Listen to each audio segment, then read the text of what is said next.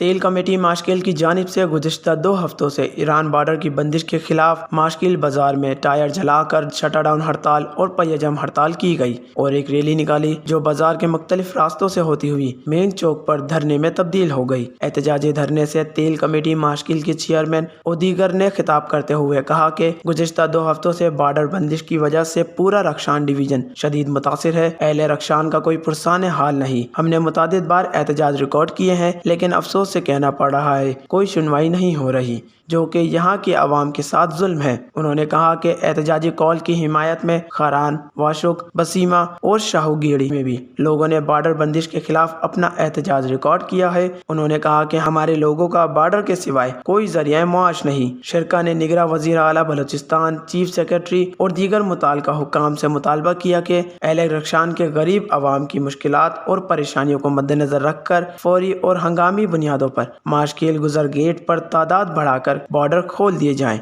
मुतालबात पूरे ना होने की सूरत में एहतजाज जारी रहेगा। वश न्यूज़, माशकेल।